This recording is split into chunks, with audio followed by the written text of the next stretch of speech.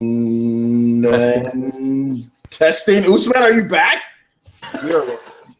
We are live. I don't think so. I don't think he's back. But hey, what's up, everyone? OJ here from PlayerEssence. Welcome to a new podcast that I'm doing called PE Fire, where we're going to be going over the hottest topics for pretty much the last probably couple weeks, just because I'm not going to be doing it all the time.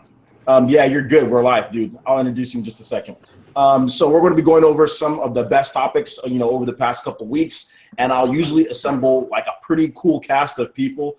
I'm working on getting you guys some different type of stuff on the channel. I know a lot of you guys were like, yo, man, like, OJ, like, where are your like live streams that you used to do all the time?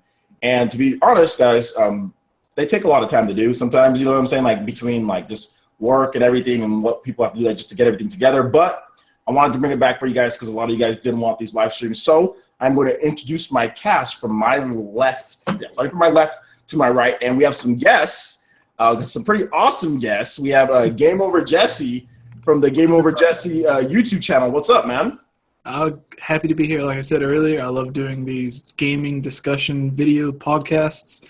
It's awesome to be here. Glad to meet everyone. A few of you I've watched your videos. A few of you haven't heard of, but excited to meet you.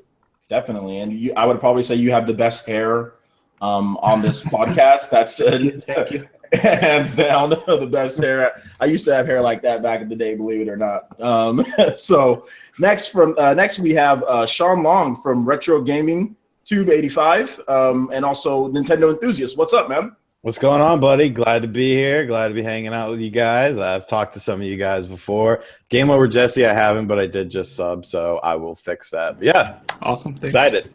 No problem, man. That's if YouTube allows you to subscribe to his channel and then doesn't unsubscribe you, then upload videos saying that, oh, it's not us. It's So we'll see about all that. Also, another thing with GameOverJesse, guys, if you love Zelda discussion, stuff like that, please make sure you subscribe to GameOverJesse's channel. He's a big Zelda guy, so make sure you subscribe there. And next we have Rob from Rule of Two Review, man. What's up, dude? What's happening, guys? Super stoked to be here. We've been trying to get on a podcast for like 100 years, so feels good to finally be doing it and meeting all these other cool folks too. So stoked to do the thing. Yeah, it's just me being lazy. Don't worry about it. It's not you guys. It's just me being lazy. And my adult schedule also sucks big time. So there's that as well. Dude, being an adult sucks. Let me just say that right now. It's the pit. Being an adult is trash. I envy my daughter so much. Because she has the best life in the world, man. She just plays video games and gets toys from everyone, man. It's the best. Like, I wish I can go back in time. Man, but anyway. Next, we have Usman from the Usman channel. What's up, dude? All right, am I actually in this time, or? Well, there's two of you, but it's all good. All right, well, ignore the other one. Anyways, guys, I don't know what you guys been doing without me, but I'm Usman, all right? I have a channel by my own name because I'm that self-centered. And you guys can check me out. I do Nintendo stuff and all that good stuff. And if you guys like these guys, you guys will like me more. That is all. Laying the hammer down. Trust me. That's somewhat true, by the way, guys. That's all I really have to say. Next, we have Nintendo Ultra, who I'm pretty sure is bipolar, because Nintendo Ultra is a completely different person than just Ultra. So, Nintendo Ultra, what's up, man? Yo, what's popping though? So I'm trying to get this camera working right now, and it's working.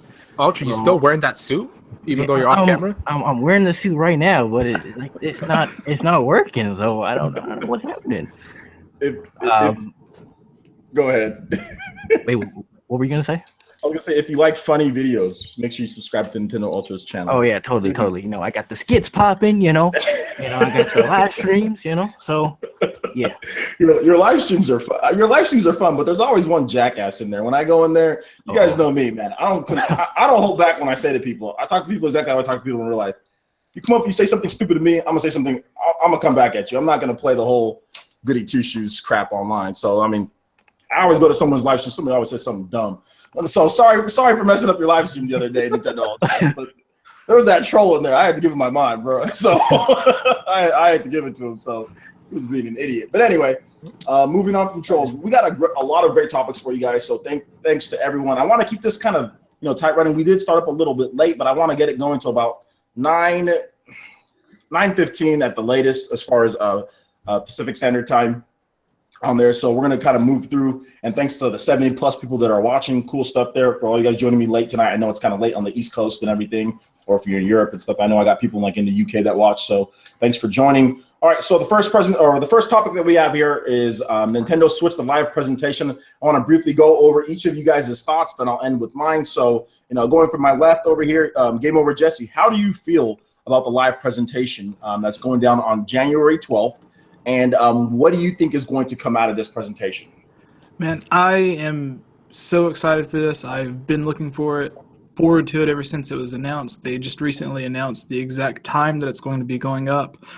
I don't expect too much for the Wii U, but everything that they have going forward with the Switch, hopefully you get a general idea of how powerful it's going to be. You get a good look at the difference between the Wii U and the Switch version of Breath of the Wild, and whatever Mario, Donkey Kong, Metroid game they're also working on, and hopefully a good look at some of the third-party stuff coming. So there's a lot to look forward to. Don't exactly know what to expect, but I know it's going to be awesome. Yep, definitely. I'm pretty sure everyone kind of echoes the same statements here. But Shawn, I wanted to talk to you a little bit about what you feel as far as at this event. This is GameOverJesse said as far as how powerful it is. Do you think Nintendo will mention anything on specs, Shawn? I think to some extent, I think they will in their presentation in January, just because inquiring minds have to know. I don't think they'll flat out say, okay, this is how many teraflops it is, et cetera, et cetera. But I think they'll give you, a clear indication of what the hardware actually is, what it's actually running, and what it's actually capable of. And I think that really speaks more than just technical jargon, because at the end of the day, a lot of us don't even understand the technical jargon. It's not what it's not what it is. It's what you do with what you have. So I think they will somewhat elaborate on it, but I don't think it's going to be, actual bits and whatnot, like breaking it down crazy. Got it. Understandable. So, Rob, moving on to you, man. Do you feel that this presentation, is it a make or is it kind of, I know this is kind of a deep question to go on. Oh, man. What the heck? Whoa. Yes! So I got the camera working, so. Oh, my freaking God. Oh, man. What the? We'll get to you. What's that show when we were kids? It used to come on. It was all sharks that came on that show. It was a bunch of sharks, and it was like the sharks that used to fight with guns and stuff, like they had arms. They were like the Teenage Mutant Ninja Turtles, but they were sharks. Sewer sharks. It was I don't know. Shark? And now he's got, CD game. He went to the sewer. He went to the sewer. What's it called? Katy Perry just flagged him, probably. So, Rob, how do you feel about this presentation as far as showing it off to the crowd? Like, do you feel that this is going to be a make or break at this presentation for many people? That is a deep question. You're not wrong. Yeah. It's close to a make or break, I feel. I want to say that there is a lot riding on this presentation. Obviously, there was a lot riding just on the reveal of the Switch back when we thought it was the NX, and it was like, if the NX isn't awesome, it's game over, Nintendo. And the reveal went great, so that's a good thing. But now we're all waiting to see what they show us and how the whole, because you talk about it being live, like how the live presentation of it happens, like on a stage in front of people, which I've said before, I mean, correct me if I'm wrong, I don't think Nintendo's done that since E3 2012. I don't think we've seen them on stage since then. Or the Wii U thing right before they launched it, actually, was probably the last time. So it's been a while since we've seen them on stage. I feel like there's a possibility that if this event doesn't go all that well, if the system still launches strong, it could probably make up for it. That shark suit's so slamming, man. I love it. And I feel like if the system is still solid when it launches, it can overcome some of the damage of a bad reveal event in January. But still, they've got to really kill it in January for sure. At the end of the day, they really got to do it right. So that's what I think we're all hoping for. Yeah, I mean, and moving on, kind of going on that point, Usman, what do you feel Nintendo needs to show as far as a launch lineup at there? Like, does there need to be an equal balance between actual first-party games and third-party games, or how do you feel Nintendo needs to split this up in order to attract those people? I think first of all, they're going to have first-party games absolutely down. And everyone already knows the biggest thing about the Wii U is the lack of third-party. And I think, personally, it's super important if they show that they have third-party support right off the bat instead of just announcing a bunch of first-party games and saying, you know, they had that whole list of third-party developers but not having anything at launch. Again, it's going to make the consumers like, do we actually have this third party here? I just think they need to show a little bit of everything. Me personally, I always say on my channel, it's a little far-fetched or maybe a little out there, but I want to see new IPs, which not a lot of people talk about, like literally new IPs from Nintendo. I want to see third-party support, and then I also want to see existing IPs and ports or whatever. With that being said, do you feel that they need to have at least one new IP at this event?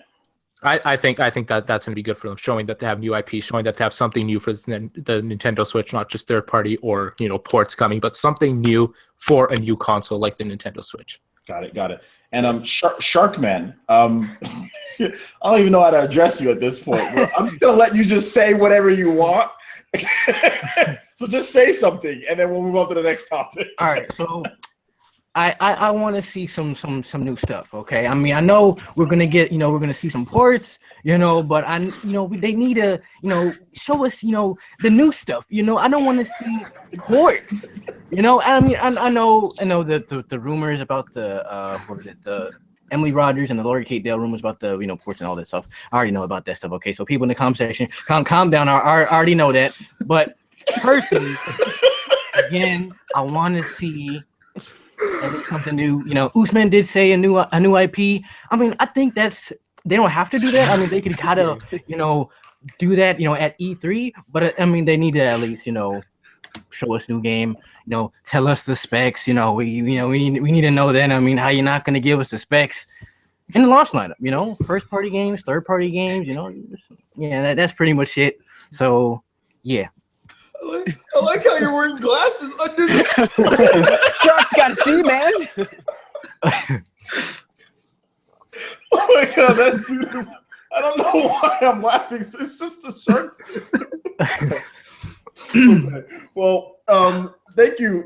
I appreciate the input, and you were very straight faced on. That's the funniest thing. He was very serious about that. A good analysis, by the way. So, yeah, personally, I kind of echo what these guys are saying here.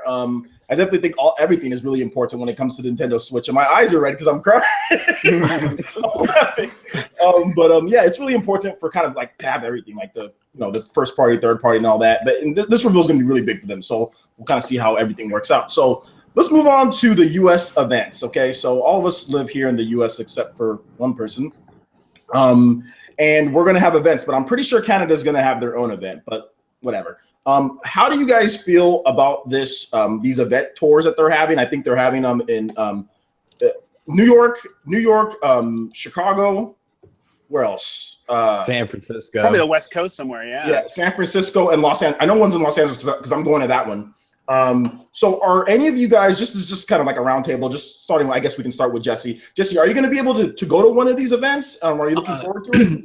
I live in Tennessee, so I'm kind of out of the way whenever these major events come up. But I'm really excited to learn from the hands-on experience everyone's going to get from it, because if they're having this announcement where they're coming out saying all this stuff during their presentation about the Switch, having the press event the very next day to where they can actually go and whatever unanswered questions they're left with from the presentation, it gives everyone a chance to clarify, to clear up some confusion, whatever questions they may have.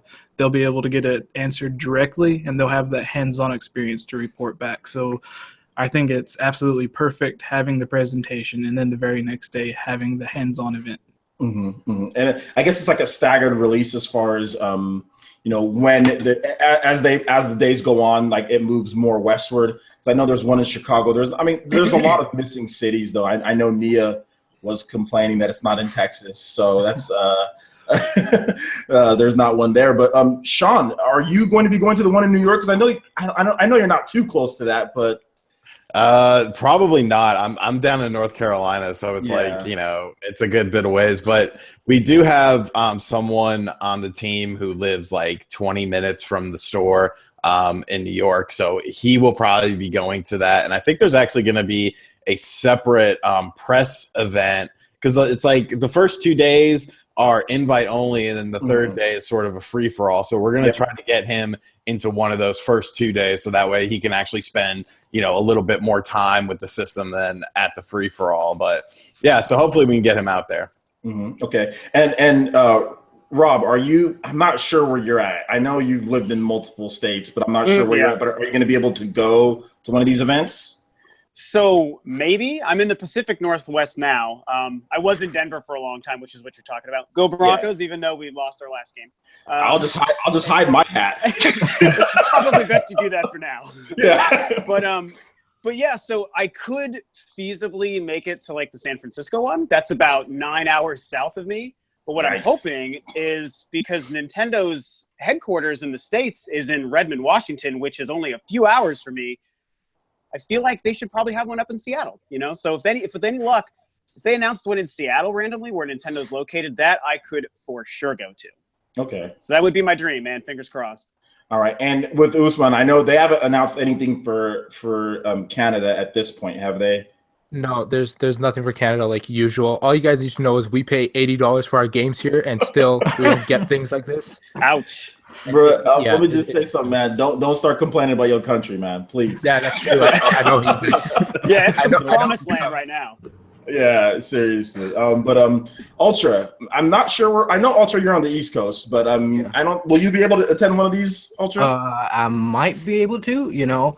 I prefer to not drive all the way to New York, but I'd rather take a train or something. I don't feel like or swim. Yeah, I don't want to swim either. So I might take that metro. Get there early because I don't want to get there too late because there's gonna be a line all over the place. So I might be there though. I really yeah. Well, I'm lucky enough to where I live in central California. So I have two options. But Los Angeles is a much better option for me. I'm about an hour and 45 minutes from Staples and from like the center of Los Angeles. So I'm probably going to go to that one. 4 years ago, Nintendo did something very similar to this called the Wii U experience. And I went to that one in Los Angeles, where they opened it up to pretty much, I went to the Anyone Day, to where anybody can just go there. And I covered that 4 years ago with some of my friends, back when I had friends. I covered that there. So, it was pretty cool. It was pretty cool, and I had a lot of fun covering it. So hopefully I'll be able to cover this one. Hopefully I can get into one of the media days. I don't want to go on the first media day because all of Los Angeles is going to be there, and I don't want to do that, So I probably want to go to the second media day, so I'm looking to get into that. But if I can't get into that, then I'll go into the Sunday one. So look forward to coverage as far as on PlayerEssence's channel with that. So pretty cool stuff there. We're going to move on to the next topic, and that is, if I can get this stupid thing going. Okay, so let's talk about Legend of Zelda Breath of the Wild just briefly. Expectations for this game at the Switch event. What are you expecting to see? And we'll go from Shark Boy to the other side this time. So Shark Boy, what do you expect to see from Legend of Zelda Breath of the Wild? How much do you expect them to show? And do you expect anything crazy, like let's say like multiplayer or something like that in this game? I'm really not expecting too much Zelda because they did show, a lot of E3, and they kind of, they showed a lot of Zelda, okay, and there was some frame rate, issues from the last trailer. I'm not sure if y'all noticed it, but there was the frame rate was pretty, it was pretty iffy, So I don't expect a lot of Zelda. Probably like a few minutes and be like, this is Zelda here, and okay, then we're gonna be done with Zelda, and go somewhere else, But yeah, man, Zelda's looking pretty lit. It's looking pretty hype. Definitely. And Usman, do you feel that there's going to be any surprise announcements for the Zelda? Because obviously Zelda's going to be a big part of. It's going to be somewhat of a part of this show. Zelda's their big game. So do you feel that there's going to be anything that they're going to reveal for the first time? Like they were teasing stuff with Princess Zelda or I don't know, Impa or something. Yeah. I don't know. I don't really see any crazy game modes that they tease, but in terms of characters, you probably see more characters voice acting for Zelda because apparently she's voice acted in this game. And just they're probably going to start showing the Switch gameplay instead of showing the Wii U and the suckier version of it. So I'm just expecting Legend of Zelda on the Switch, even though it was already debuted at Jimmy Fallon. But either way, they had a whole E3 dedicated to it. It was at the Game Awards. We have so many trailers, a whole bunch of gameplay. I just don't expect any crazy surprises, but I don't think there needs to be. There's already too much hype around this game, so that's all, basically. All right. Well, what do you think, Rob? I'll ask you guys a little bit of a different question. Some people were talking about the differences between the Wii U version and the Switch version, and how the Switch version on Fallon ran a lot smoother. And I think Game Explain even did some comparisons. Do you feel that that's going to be a big deterrent? And how do you feel it's going to shape up? Is this going to be a Twilight Princess like situation to where everyone just runs out and buys Twilight Princess, or in this case, Breath of the Wild on the next system instead of buying the last gen version? How do you feel it's going to shake up? It's weird. There's kind of a lot of factors there because it depends on if they release like on the same day, or if the Switch version like released before the Wii U version, and then if the Switch version also launches with the Switch or not, because there's rumors about whether or not it's going to skip the launch. So it kind of depends. If Breath of the Wild was a launch game, which I'm of the mind that it still will be a launch game, if it is a launch game, which means it's the same day as the Wii U version or even ahead of the Wii U version, I for sure think that, yeah, people will probably run out and buy that version like crazy, which is what they did with the Wii version of Twilight Princess. And that launched, I think, 2 or 3 months before the GameCube version. So, yeah, I feel like Nintendo's whole focus is going to be the Switch version, especially at the event. I kind of think that this will really be the last attempt for Nintendo to really super push that version and push Zelda. So I agree with some of what you guys are saying, but I also kind of think that potentially this could be a big focus from Nintendo with Breath of the Wild at the show for that reason, is to say, hey, not only does our new console come out soon, but so does our brand new Zelda that everyone's waiting for. And so here's where maybe there is a new game mode, like you said, OJ, or a new character or whatever, because it's a last chance, potentially 2 months before it comes out, to really show people why this is going to be like the best Zelda ever. So could go a bunch of different ways, but ultimately I feel like more people are going to be invested in the Switch version than the Wii U version. I know I am. I love my Wii U and my gamepad, but I'm stoked for the Switch version. So, bro, that Switch version is going to be lit, man. I'm gonna buy the Wii U version, but it's going to stay packed up and on the shelf.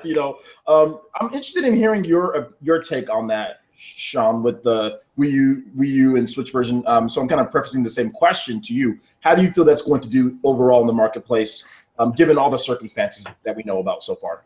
Honestly, I feel the Wii U version at this point is kind of like, what's the point?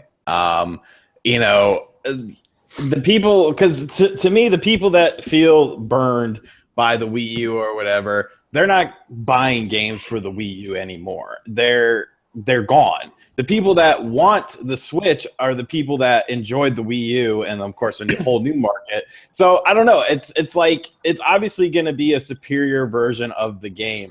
I just don't foresee them selling that many copies on the Wii U, because obviously a lot of time and effort is being focused on this Switch version, and the Wii U is just essentially like another version. I think they sort of shifted that development focus at some point when they realized, hey, the Wii U isn't working. But one thing I did want to say real quick is I don't think Zelda is going to be a big deal at these events. I think Mario is going to be a big deal at the events because Mario outsells Zelda every day of the week. So if they want that bigger recognition, they can show some Zelda, but they need to be letting people play a Mario game if they really want to appeal to a bigger audience. Got it. Understandable. Different kind of opinion there. So I like it. So GameOverJesse, I want to ask you this because you're the Zelda theory guy. So does this game take place during the Great War? Right now, tell me. I'd have to say no. My personal thought is this game takes place after Ocarina of Time, but before A Link to the Past. And all of the resemblance between the Twilight Princess castle or the little area that's destroyed, I think all those visual similarities are just visual similarities, because a lot of people also compare the way that the Temple of Time looked, even though it's in ruins, to the way the Temple of Time in Ocarina of Time looks. And you have the Hyrule Castle town that looks similar to Twilight Princess, but you also have the Temple of Time that looks similar to Ocarina of Time, even though the temple in Ocarina of Time looks completely different than the one in Twilight Princess. So I think they're just using these areas that look familiar to you. That way they can put it in this new game, and you'll still have that familiarity to it, but it'll still be new. Got it. If that makes any sense. Yeah, understandable. I mean, that's been one of the big things with a lot of the Zelda theorists is like, when does this game take place? So I'm interested in seeing everything that you guys talked about. I mean, there's so much dynamics to this game. Even talking about it from Nintendo fans, like casual versus core, like what's going to sell more, what does better. And I mean, if you look at like Super Mario 3D World and you look at the sales of that game, let's say the Wii U wasn't dying. If Zelda came out at this point, would Zelda on the Wii U, and this is just a question for Shawn, would Zelda on the Wii U, let's just say the Wii U wasn't dying, would it outsell Super Mario 3D World? No. No? You don't think so? No. Okay. It's interesting. No. All right. So let's let's move on to the next topic here. And that is, this is a funny topic, man, because we have some people that are straight mad at this one. So Wii U to Switch ports, because it's, look, listen, guys, it's going to happen. Like, we don't got to sit here and say, well, it's a rumor. No. Nintendo was showing off ports at the freaking trailer, the preview trailer. They showed off 2 potential ports. I mean, games that look very similar with maybe added content. Maybe they're new, but whatever the case is, they're built off the base of the Wii U, you know, with Mario and with Splatoon. So we know there's going to be ports coming. What is your take on them? Honest take. Obviously, it's going to – I don't care if you hate them or not, just honest take, starting with Shark Boy. Honest take, what is your thoughts on Wii U to Switch ports? All right, so honestly, I'm cool with the ports. You know, I'm definitely getting that Splatoon, you know, that Splatoon remastered, and maybe you might get that Mario Kart. But there are still people out there that haven't played, you know, these games on the Wii U. So I'm fine with them. So yeah, not a big deal to you. What about you, Usman? There's been and I'll preface this in a different way for each one of you guys. So there's been a lot of people that are saying, "Whoa, since these games are coming, there's not going to be new games." How do you feel on that? Do you feel that Nintendo is focusing too much effort on ports than new games? No, just like Ultra said, first of all, how many people have played? Like, there's like 10 million Wii U sold or something like that. Nintendo's not going for that same 10 million again. They want those people, but they want so many more people that haven't even touched a Nintendo Wii U game. So a lot of these games, even though we've played it, they're going to be new to the different people that Nintendo's targeting. So the way I see it is Nintendo, it's fine if they bring gems over. I wish they did that a lot more with PS3 games or PS2 games back on PS3, even though that was backwards compatible. But after it lost it, I kind of wish I could play those games. So I'm just saying that if they bring gems back, like Splatoon, Super Smash, Mario Kart, no one can say those games are not going to sell decently on the Nintendo Switch. But on top of that, I only say that they bring those games over if they don't have a sequel like Splatoon 2, Mario Kart 9, or a new Smash within the first year of the Nintendo Switch. I think those games can get people by within the first year, just being a port.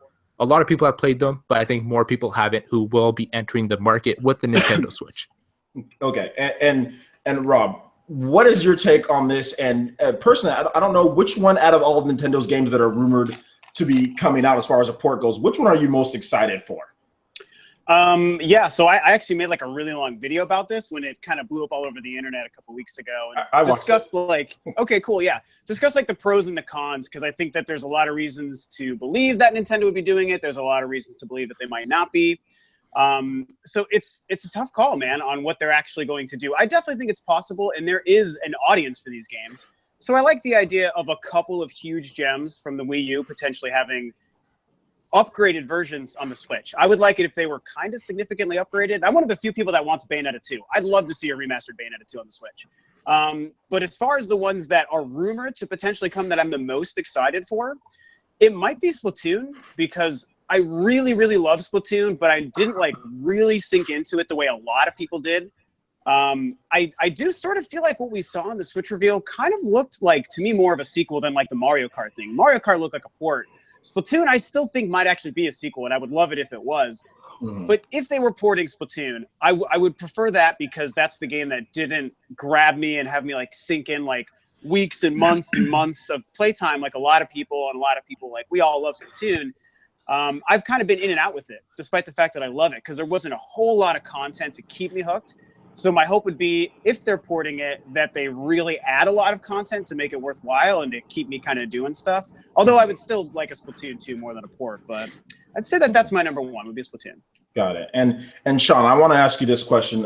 As far as these ports go, like, let's say Rob says that he thinks that Splatoon might be a sequel, but is this like a Call of Duty sequel, or is it an actual real sequel? And you guys know what I'm talking about, Shawn, when I say Call of Duty sequel. Yeah. It's like, oh, we got a brand new game. It's the same game, bro. Like, you're using the same, it's the same game. You're bringing it over with the different kind of face of different kind of stuff. So is it going to be one of those or an actual sequel? So, I mean, what do you think Nintendo's going to do with that game?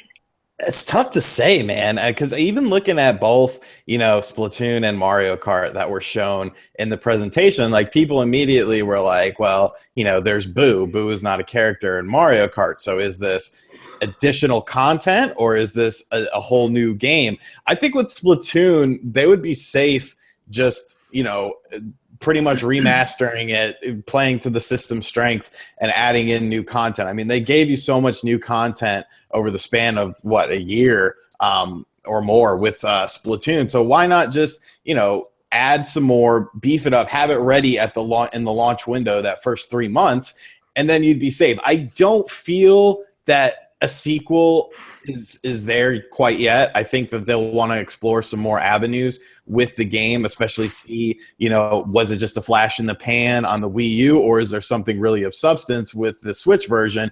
But I think we will see a sequel. I don't think we'll see a sequel at launch.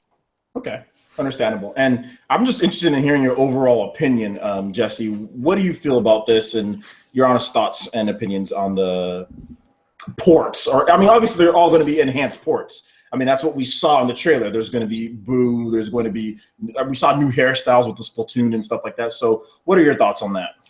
I think these ports are answering two big problems that Nintendo has. One is they've admitted that whenever the Wii U launched, there was kind of a dry spell for the games. They didn't have a lot of great games at launch, and then they slowly rolled out over time.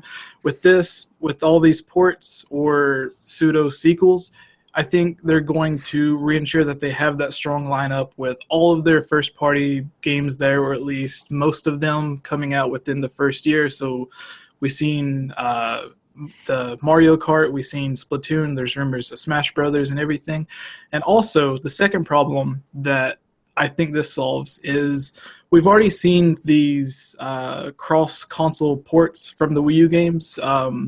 There's great games, Yoshi's Woolly World and Mario Maker, that were on the Wii U, that were great games, but the Wii U didn't sell well. So in Nintendo's mind, maybe they think these games have more potential than the Wii U can give it. So we've seen those ports to the 3DS, which has who knows how many times as many consoles sold than the Wii U does. So I think in the same way that putting those games on the 3DS, 5 times. Yeah. So in the same way, putting those ports on the 3DS can get them out to more people. I think in the same way they think putting these Wii U games on the Switch is going to assure that they're released to a wider audience that may have not really have been interested in the Wii U, which is why we've seen the 3DS ports and why there's so many rumors of the Switch ports. Yeah, and I'm kind of echoing a lot of the statements that you guys are saying here. Personally, for me, the Wii U and all of the games on the Wii U, all of the from Mario Kart to every single one, all have fatal flaws with the online.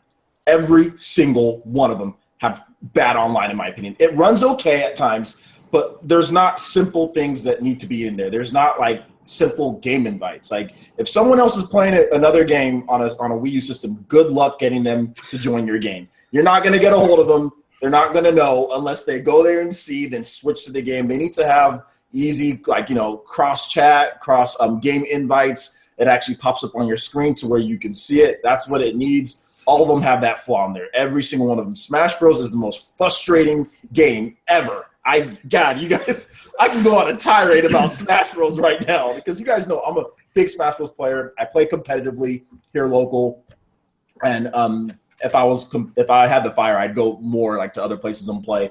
But Jesus, the online in that game is so bad on trying to get people to play and everything.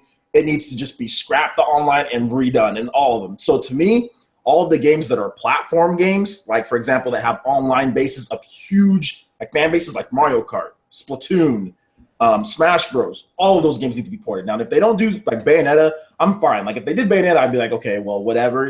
I'd still buy it because it's Bayonetta, but I'm not okay. I'd be whatever on that one. But they definitely need all the games with the online.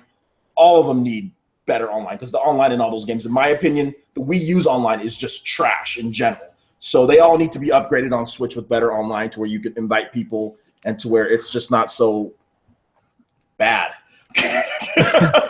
Or it's just not so, they're all trash online. So yeah, especially Smash Bros. I hate that game online. Exactly, like Active Sin, Alex from he's saying the same thing. He's like, yeah, they need to port multiplayer ones, because the Nintendo's like online is just bad. Okay, well, I got that off my chest again. So let's go ahead and we're gonna move on to the Nintendo Switch concept and your take on this. So anything that they're doing, like the portability of the system, supplemental computing devices, if you guys can kind of briefly just like tell me what you think as far as the system as it is at this point and moving forward in the future. Is it going to be future proof? Let's start with Jesse. What do you feel about the concept of the system, what they're doing, and going forward? Is this system going to last? All right. A key word that you mentioned there that I always think about is future-proof. And starting with Nintendo's very first console all the way up until the Wii and the Wii U, they left it out with that. But with the NES, or I guess the Famicom, there was the the disc system that would allow you to play games that looked better. It provided better sound, more stuff. With Super Nintendo, they had the Satellite View or whatever it was that, again, improved a bunch of the stuff, let you download certain games and everything. With the Nintendo 64, they had the concept for the disk drive that released in Japan that allowed you to play games that required more memory and everything. And then they eventually released the expansion pack that would let you play games that you otherwise wouldn't be able to, like Majora's Mask. The GameCube had the I forgot the name of it, but it let you play the Game Boy Advanced games on it and everything. And we didn't see that with the Wii, where the Wii U, they launched, and it was basically just the console itself. There was no future-proofing with it. So with the Nintendo Switch, a lot of the things that people were interested in was whether or not whenever you dock it, if it unlocks extra power. I think maybe at launch, there's nothing that's going to enhance any of the features with it, but maybe 2 years after the Switch launches, maybe they come out with the 2.0 dock that suddenly, if you do dock it down, it'll be the same as buying the 64 expansion pack, to where you can suddenly play games like Perfect Dark or Majora's Mask that you otherwise wouldn't have been able to. Maybe it'll enhance some of the features. You don't really know, but with the thought and the stuff that they could do with the dock with the Switch, even if it has no extra features at launch, you could always add a 2.0 dock or whatever to bring those features in later. Mm-hmm. Okay, yeah, definitely. So, Shawn, as far as the aspect of portability, some people are seeing that as a gimmick, which I find that incredibly dumb. Portability to me has never been a gimmick. So how do you feel about Nintendo's concept of them basically going back to essentially traditional controls? Well, I'll be honest with you. When I first saw the Switch, I actually made a video about this on the channel today, because I was supposed to make something else, and technology doesn't work with me. So I was like, you know what, we're going to talk about this. When I first watched that Switch presentation, I was at my day job, and I was talking to Jason on Facebook Messenger, and I was like, I hate this thing. And he was like, why? I was like, it sucks. I hate it. But I've changed my mind on it just by studying it and learning, because I mean, a lot of people, when you hear the stuff about Tegra chips and NVIDIA, you think of mobile gaming as in, cell phones and tablets, and that's just not me. I hate that kind of stuff. And so to see it in action, though, like to see, developers coming out and saying they're supporting the system, to see, it on Jimmy Fallon's show and seeing how it works and whatnot. I think it definitely helped change my perception on the actual system. I think that the portability, to me, the portability isn't, although the system is called the Switch, I don't think the portability is like the main focus of it. I think that's just an option, an additional option. And so I like the design of it. I like the way everything looks, and I just hope it, the main Switch controller or whatever, it looks kind of big and gaudy like a Dreamcast controller. But I always tell people, some of the most comfortable controllers, like the Dreamcast controller, like the Atari Jaguar controller, which is one of the most ugly controllers ever, are also the most comfortable controller. So I think it'll be good. Got it. And Rob, going on that point, man, like, how do you feel as far as the concept of the Switch? And what are you just personally most excited about? Are you excited about the portability at all? I wasn't initially excited about the portability because I didn't think that it was going to be something that I would ever care about. The more I've thought about it, kind of like you, Shawn, and it's funny because I actually just watched your video before we came on. It was a really good video. I liked how you put that together. Thank you. But yeah, I was like, I don't think I have any reason to really care about this thing being portable. But I started to realize, kind of like with the Wii U, like when the Wii U first launched, it was all like, oh, you can do this off TV play, and you can do like other weird things like Nintendo TV and stuff that didn't pan out. And I was like, oh, I just want the games. That's all I care about. You know, the controller's going to be great, touchscreen, whatever, give me the games. And then like once I actually had it, I kind of started using like the off TV play and some of those things. And I realized like once the option was there, that was pretty exciting. So I did that. With the Switch, I kind of feel like I love, also building on what you said, Shawn, I love that it's a system of options. It's like your option is play it on the TV or play it in your hands. You take it where you want to go, do whatever. And I love that people can do it that way. I plan on treating it like it's a home console and keeping it on my TV and keeping that thing docked most of the time because that's more interesting to me.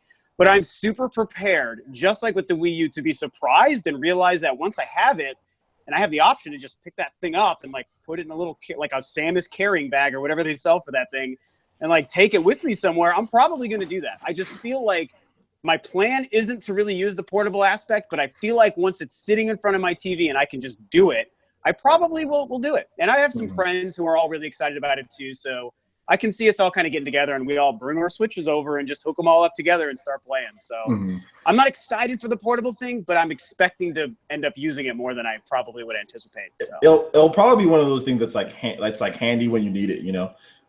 So yeah, it might be like that. So Usman, they're telling me that I'm not letting you talk, Usman. So you want to go ahead and talk about whatever you want since I'm not letting you talk for something, even though I've been going in freaking order this whole time. But okay, go ahead and talk, Usman. Well, we're just skipping Ultra, so it doesn't really matter. Anyways, what I'm trying to say, there's a no shark policy. In terms of just my thoughts on the concept and everything, I've said it on my channel time and time again. I'm not going to sit here and fake anything. I always like the home console experience. I've never been a handheld gamer ever. I'm not saying the Nintendo Switch is a handheld, but this is the thing. The way they're making it with the portability and the home console aspect, and we all know they keep marketing it as a home console, but what they showed a lot was the portability aspect of it. And the way I see it is, in terms of the rumors, the spec-wise and all that stuff, it's going to be a pretty powerful handheld in terms of the handheld portion. But the part that kind of worries me is the home console portion. How much are they going to be compromising, if any? I'm in no position to say that they're going to be compromising, a home console experience. Come January 12th, we'll know exactly if the specs will match up to, give a good home console experience, which I think it will, considering that they're marketing it as a home console in the first place. But to be honest, overall, I think the answer to everything is some sort of supplemental computing device. I'm just that type of dude you guys probably seen on the internet who always says supplemental computing device. I personally think that's going to make, first of all, I think the portable gamers are already happy with what they're seeing. And I think it's going to make, skeptical home console gamers happy if they get that supplemental computing device boost. So as of now, we heard the rumors. I think it's going to be a little less powerful than the Xbox One. Putting in a supplemental computing device, I have no idea how much it's going to have to cost or anything like that. I haven't looked into any of that stuff. Putting that in and making this thing as powerful as a PS4 or maybe even a little higher, I think it's a win-win for everyone, but of course it comes down to how much is it going to cost, how much is it going to add on to whatever the Switch already is, and the initial specs. We don't even know the initial specs, so I'm in no position to say it's not good in terms of home console, but I can say that I'm a little bit worried in that aspect of it. And that's understandable. I mean, but if you're a portable gamer, like if you're going from 3DS to this thing, this is like 10 generations jump. Like this thing. That's what I'm saying. Portable games. But I mean, this thing blows away the PS Vita, and the PS Vita is still at this point a pretty strong. It can produce great games if developers actually took the time to put games use the system. We saw what Killzone. What's that Killzone game that's on Mercenaries? Yeah. Killzone Mercenaries looks phenomenal. So I mean, and this thing is way stronger than PS Vita. So I mean, if you're a portable gamer, you're like in heaven at this point. This is the best thing ever. Shark Boy, your thoughts? So I'm pretty skeptical with the handheld portion because if I'm pretty wild on the 3DS. When Monster Hunter Generations came out, I had how many hours did I have? I had 300 hours within 5 hours. I don't know how I did it, but it was pretty crazy. Okay, but yeah, as far as the me being skeptical, it's I don't like if I take it out and like if I lose the Joy-Con controllers, like what's gonna happen? You know what I'm saying? So you lose them? yeah, like I mean they're pretty small. Also, Ultra has other plans. Ultra has other plans with those controllers. Don't ask him. What? my boy, please calm down. We're live here, okay? Okay, so yeah, I mean they're pretty small. So I mean, like if I like lose them, like what's gonna happen? But yeah, as I mean it's gonna be good, for like at home. But for a person like me that goes ham on the 3DS, I don't know what would happen if I lost one of those things. But yeah. Okay. Well, yeah, I guess so. I think it's one of those things too where you're gonna have to actually like see it. Like I remember when I first saw the Wii U gamepad, I was like, this is interesting, but yo, that thing looked huge, man. Like it was this Wii U gamepad. It was this, and then when I saw it, I was like, okay, well, maybe it's not quite as big, but it's still pretty, still pretty hefty. But yeah, well, I guess we're just gonna have to wait and see kind of how it looks. But I mean, looking at it on Valorant, it looked really, really sleek and thin. So it's gonna be interesting. It's gonna be interesting how the concept works, if it does work, and how it turns out. Personally, I'm just excited to play Zelda. So I'm excited to play Zelda and Mario. I'm just excited to play Nintendo games regular. Like I don't have to worry about looking back and forth. Like that's the biggest thing to me. It's just the game system. If you want it to be just a normal game system, you put it on the stupid dock, you sit there with your controller, and you play it as a normal game system, plain and simple. That's what's exciting to me. I can just play games normally. So yeah. But anyway, let's move on to we have the last topic for here, and I'm gonna take one or two questions, okay, guys? So I'm gonna take one or two at the end. So wait till I'm done with this, then we'll get a couple questions, and then we'll wrap this one up. So ultimately, in the end, how do you see if everything just goes normal? We're not talking about there's any type of confusion or any type of casual gamer. I don't know. This is an extension to the Wii or anything like that. Let's just say everything goes according to plan. Everything's normal. The marketing's okay. How do you see the Switch selling in the first year? I want actual numbers. 1 year, March 2018. How many units have the Switch sold? Jesse, go. 8 million. 8 million. Okay. I think that's like around 80 to 90% of what the Wii U sold through its life. So, if you look at the PS4, the Xbox One sales, compare that to what Nintendo's normal handheld consoles sell, and then average in whatever, do the math. I don't know how to do it. Just do it. I think it'll be somewhere around 8 million. I think that'll be good enough to get them by without people thinking Nintendo's dead. And yeah, 8 million. 8 million. And launch prediction, like first 24 to 48 hours? This is a real quick prediction. However many they have, I think it'll sell out. Okay. So whatever they produce. Okay. For just comparison's sake, I think the Wii U sold roughly 500,000 units worldwide in its first 24 to 48 hours, something like that. And then it ended up selling quite a bit more during the holidays, but then it just all went downhill from there. I remember just real quick, the Wii, whenever it launched, it was really hard to find everywhere like a week or two, even up to a month after it launched, because Nintendo didn't expect. Actually, years. Yeah, it was like a long time. Yeah, you couldn't find one really. Like there was. I expect the Nintendo Switch to be something similar to that, to where the people that want the Nintendo home console, they have it. The people that want the handheld console, they have it. So you got both groups of Nintendo's fans going after the one platform. It'll, however many they can put on the market, it'll sell out, and then it'll slowly start to decline as all consoles do. But okay. Yeah. All right. And Shawn, how do you predictions? Launch sales? If it's okay, launch sales, I'll say $1 million. Okay. And guys, this is just going off of 250 and 300. That's the price range, 250 to 300. So just make your predictions based on that. So Shawn, you said, how much did you say for the first 24 to 48 hours? I'll say $1 million. $1 million? Okay. Mm-hmm. And for first year, 2018 March, we're at the same podcast and we're saying, man, the Wii U, or sorry, not the Wii U, the Nintendo Switch has sold 250 or less, 12 mil. 250 or more, 8 mil.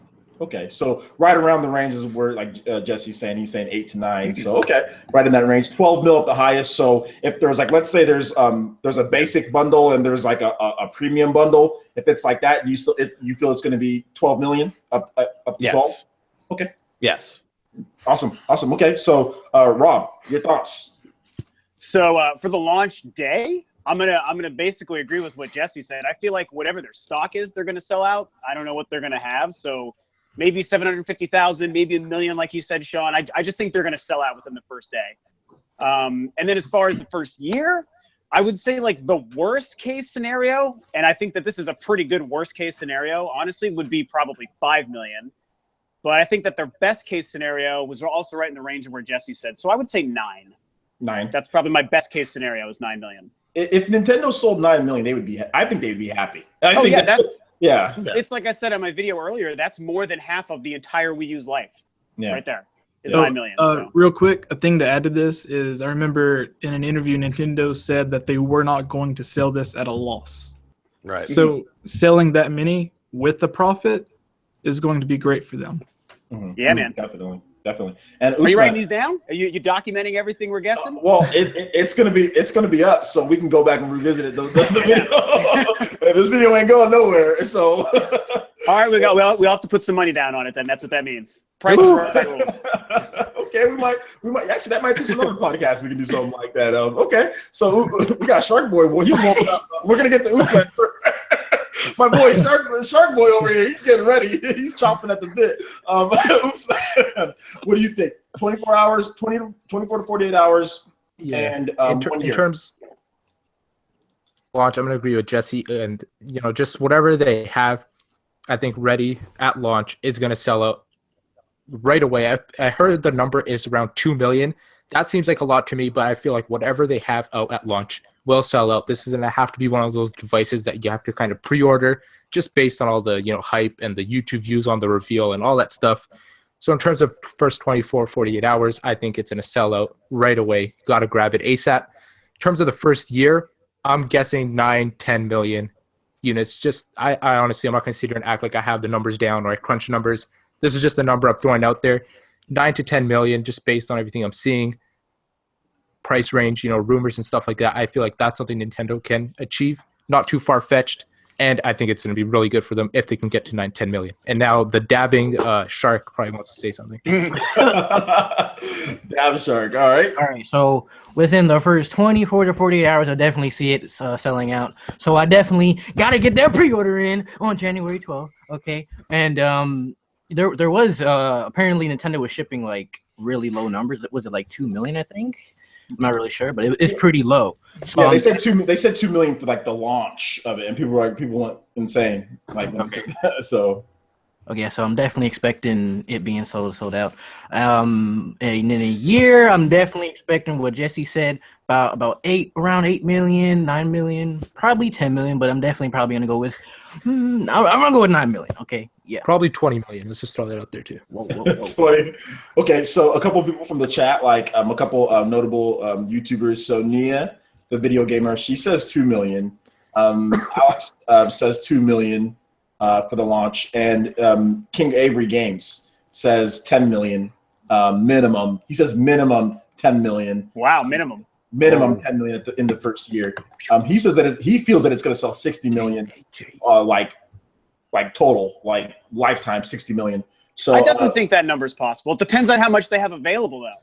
I mean, can they make them fast enough to sell that much in the first year? 60 million? No, in the 10 million for the first year. 60 million lifetime for sure. They had 10 million Wii U's ready to go. So you got to figure. I mean, it's been in development for a good while now. I don't see why they wouldn't be able to. And if Nvidia is handling most of the insides of it, they pump things out like I was thinking of a bad analogy, but I forgot. I'm not on my show, so I didn't want to use it. Yeah, I want to add in really quick. I just looked up the numbers for the PS4 sales, and they sold a little over 20 million the first year. Wow. Yeah, the PS4. But the thing about it, PS4 was like handed to them on the biggest, sorriest golden platter ever in the history of gaming. It was just like with the PS1, that was kind of handed to them, but that was different. But this one was like Microsoft and Nintendo messed up so badly. So badly that Sony didn't even really have to do anything. They didn't even really have to earn it at all. Everyone just went with them because Nintendo and Microsoft messed up so badly. That's why you're kind of seeing things level out just a little bit. Microsoft, they fixed things. They're kind of getting back into it. We'll see what happens in the second half. I mean, PS4 Pro sales are doing okay, but at the same time, I think there's a lot of people that are holding out for the Scorpio, and seeing what they do with that system now that Microsoft is fixing things. If you compare the two devices, Microsoft does a lot of things better than Sony. Let's be real here. Everyone, if you have an Xbox and you have a PlayStation, Microsoft does a lot of things better than Sony. When it comes to network, it actually not going down all the time as much. It not being, it's more secure. You actually get to keep your games with like your free games. Those are actually yours. Sony takes them, or they'll lock you out of them. Like if you're not subscribed to their thing, they will lock you out of those games until you do it again. With Microsoft, you can stop with Xbox Live and you can still keep those games that you get. So there's a lot of things. So we'll see what happens in this like 8.5 gen. But we'll see. We'll see. Nia's saying hashtag golden platter boys. All right. So we're going to take some questions, guys. So if you have a question, type it really quick because I got to go to the gym. So we're going to get some questions here and we'll answer them. Let's see here. So we'll see. Poke Madness. What if Nintendo gets too hung up on trying to prove they can get or have lots of third party and they don't show enough first party? That would be the first time it ever happened. Yeah. I don't foresee that being an issue. It's like, let's just get all this third party Mario, all the new games. No. Yeah, I think they're definitely going to focus on third party stuff, but I can't see them not also having their own games ready to go. I mean, they're going to have Zelda and Mario and be really excited to show that stuff. But I think the third party will come along with it, which is exciting to me. I'm stoked for that. Yeah. Somebody said, I hate Sony so much. I don't hate Sony so much. Look, man. Look, I'm telling y'all, I don't hate Sony so much. I just think that Sony is a sleazy company. It's not even about hating them. They are sleazy. They are that used car salesman that's like, hey, man, hey, man, hey, man, hey, man. And then, like, when something goes wrong with your car, you try to call him up. He ain't never going to call you back, bro. There's a Sony pony sitting right here, so. Sony is just that sleazy used car salesman, man. It's like, it looked good when you first got it, but, man, figuring out there's some problems, bro. You're not wrong, though. I mean, I don't really care for my PS4 at all. They're just sleazy. I mean, this is documented things that Sony has done sleazy. Documented. Look, it's not just happened to me. It's stuff that they've done. It's stuff that they've done to their consumers. They have a hack. Somebody hacks your account because they're faulty network. They'll charge you when you ask for your money back from the bank. They will charge you and ban you from their service when their stuff got hacked in the first place. Like, that's just sleazy. Like, I mean, come on. They're wrong. Yeah, I mean, that's just sleazy. And they've done that to multiple people. We're talking hundreds, maybe even more. They'll ban them from PlayStation when their network was bad and got hacked. So, whatever, man. Any other questions here? How many games do you think the Switch will launch with? That's a good question. So, Shark Boy, what do you feel? How many games? I'm going to say probably, I want to say at least 20-ish, 20 plus-ish, kind of around that range. Not nothing, I don't want to see like 5 games. Like how many games did launch on the Wii U? I forgot how much. There was a good amount. I think it was like 18 or 20, something Yeah, like that. It was decent because there was a lot of third-party games. Yeah, there was Nintendo. What they brought over? Razor's Edge, Ninja Gaiden, Batman, Black Ops Assassin's 2, Creed 3, Mass Effect, Mass Effect, Nintendo Land, New Super Mario Bros. I mean, there was just a number of games I'm looking at. I remember there's a number of ports that were on the system. So, I mean, it was, and then if you count like the eShop stuff, Like, Yeah. you know, there's. I was going to say, to add to that question, not just the retail games, but I'm sure whatever catalog they already have on the eShop for the Nintendo Wii U, I think that's automatically going to roll over to the Nintendo Switch, to where you already, as soon as you get it, take it home, even if you don't buy any games on Amazon, eBay, GameStop, Walmart, wherever you buy it from, when you get home, you're still going to have tons of games, Super Nintendo, NES, Nintendo 64, and apparently even GameCube games to play on the Switch. Okay, so Super Metal Dave, shout out to Super Metal Dave, he's in the chat. He said, Jesse, you had a lot of guts to post that Legend of Zelda Breath of the Wild PS4 rumor. Yeah. Like, I don't know if you guys seen the video, but like, as soon as the video starts off, I started off by saying, put on your bullshit conspiracy hats. And before I can even get through the intro, I'm laughing at the rumor. Yeah. Yeah, definitely. Yeah, I mean, there's another question we got here. We'll answer a couple more. So will a touchscreen help the Switch or not needed? I don't see how a touchscreen would work. I think it's going to be like a multi-touch screen. At this point, multi-touch screens are very popular and cheap. The 10-point multi-touch screens are not a big deal. Lots of them use it. So I think it will help when you're trying to just, like, let's say you're trying to get to the internet or just access apps. It'll just be something that they can use for that as far as the touchscreen, just like any other thing. I think it'll help with the whole portability aspect of the console. And I think it also will help in sales, because Nintendo needs to really sell a lot of like the non-gamers and the people, just the regular folk out there who love their tablets and like their phones and stuff, to want to pick this thing up. And if they see that it operates just like their iPad, that's what's going to get a lot of people excited. Oh, I can play my Mario and my Zelda just like I can on my iPad. Oh, it's got a touchscreen. It's great. People will love that stuff. So I hope that it's got a touchscreen, and I think it will help. And like you said too, OJ, like navigating the OS and stuff on a touchscreen on that controller will be awesome. It just won't help with like as you're gaming on your TV. So that's the weird thing about the question, right? With the touchscreen, like what about when you're gaming on your TV? Like touch gaming is out of there, but it's going to help for the portable aspect and probably like the UI and all that stuff. You know what? I don't think it's even going to use touch controls for a lot of games. Yeah, probably not. Yeah. I don't think it's even going to do that. So, guys, yo, man, y'all need to chill out. Nobody has a problem with Obi here. Jesus, like chill, man. Y'all trying to bring it, man. Whatever. Anyway, let's see here. I don't think there's any more. There's some people saying thoughts on VR. Does anybody want to speak on VR? Because I don't give a crap. So does anybody want to speak on VR? I don't not really interested. Yeah, I'm not too interested in it. I do see a weird situation if they do the cell phone thing, to where they put the gimmicky VR, like, you know, where you can slide your cell phone into the weird headsets and make some crappy version of VR. If you take the Joy-Cons off the Switch, it's basically just a screen, so that would be perfect for that type of thing, but I don't see Nintendo doing it. Okay, yeah, I mean, look, I tried VR at E3, and it wasn't for me, man. It just wasn't for me. I just don't think it's really.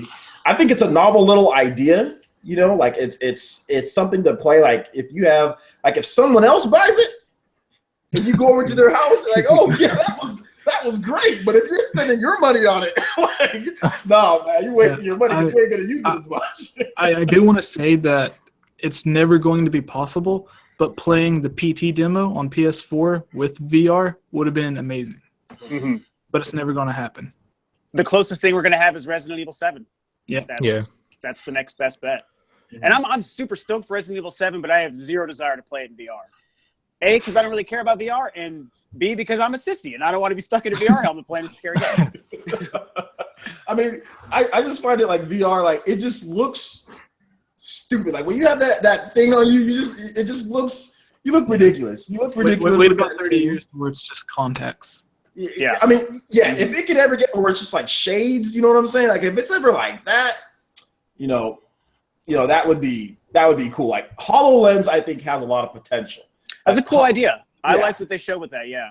HoloLens looks really cool because that's like right there, like the game's kind of going. It's like you can still interact with the people around you. So if all of you guys had like a HoloLens on, but that's probably, man, my daughter's gonna be grown up and probably have her own job by the time something like that comes out. Man, it's gonna be a minute. She's gonna be taking care of you in an old folks home by the time she's got it. Man, I don't age, man. Let me just tell you guys. I'll tell you that people still tell me that I'm like 20. I thought you were 20 years old. I was like, I wish. Might want to add on about a decade or so, bro. But yeah, man. I don't know about VR, dude. Like, it is what it is. But anyway, looks like that is all we've got here. I don't think there's any more questions. People are just in the chat being wild, kind of wild. Not as bad as a Twitch chat, but yeah. Well, Studio Q wants to talk about one more thing. He says, ask about people's thoughts about the recent rumor with Switch being Maxwell architecture rather than Pascal. Man, I don't know who Pascal is. I don't know who Maxwell. I don't care who they are. I think Maxwell was basically what the NVIDIA Shield was running at and stuff. So yeah, the only thing that I have to say, their old chip versus their new chip. Yeah, the only thing I have to say about this is we know what games on the Wii U look like, and we know that Breath of the Wild is so demanding on the Wii U that it ends up slowing the frames down. What we've seen on the NX, there's no slowdown, and it actually has better draw distance. Yeah, sorry, Switch.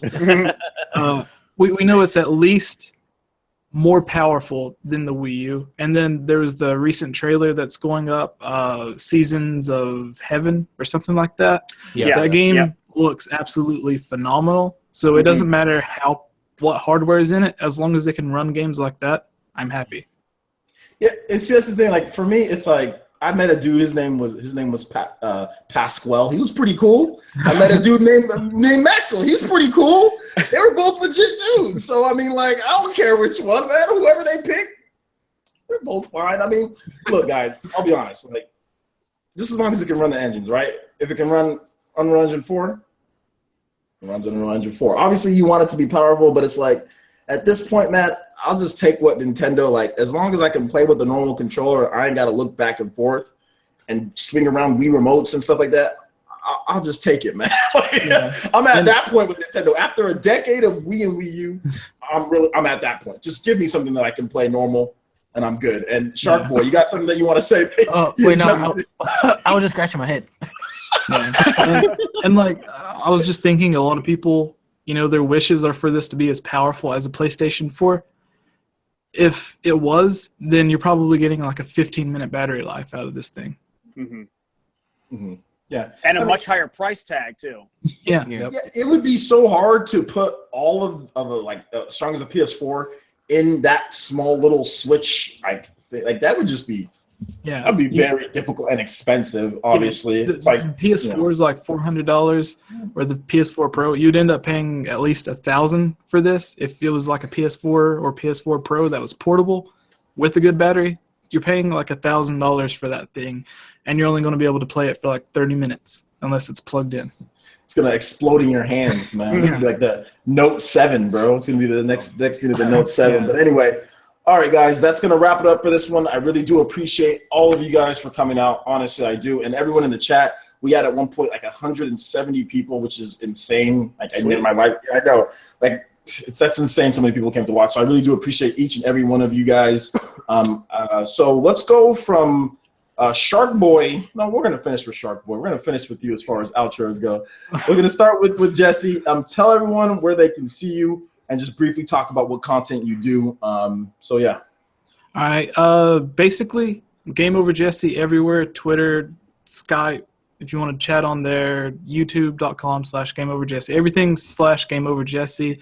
Zelda is a priority, but all general Nintendo news, theories, rumors, discussions. If you're fans of videos like this, that's mostly what I do. Nice. So yeah, definitely check out Jesse. He does more than, like you said, just Zelda. So definitely check out his channel. I'm a big fan myself, and his channel's been getting better and better. Also check out his Twitter as well. He kind of runs like a blog style Twitter. That's really interesting. A lot of different gaming news and stuff like that. I know I used to do that. I was like, man, that's too much work. So go over to Jesse's Twitter and make sure you follow him there. Shawn, you've got a couple different entities that you are aligned with, so go ahead and let people know where they can find you at. All right, you can find me on RGT85, which is my personal channel. I'm very close to 15,000 subs on there, so if you could check that out, that'd be cool. A lot of retro stuff on there. Hardware reviews of new retro hardware, new retro games, discussions. I'm all over the place on that channel. It's kind of just whatever I feel like doing. You can also find me on Nintendo Enthusiast YouTube channel. You can also find me at enthusiast.gg and nintendoenthusiast.com for written reviews, news, content, all sorts of stuff. You can also contribute your own news and reviews over on enthusiast.gg. So make sure you check that out. And yeah, there's other stuff too, but don't worry about that. And yeah, I'll have all these dudes' channels in the description as well, so you can find them there once this goes up on YouTube. And also, one thing about Shawn, he just got a big shout out from Alpha Omega Sin.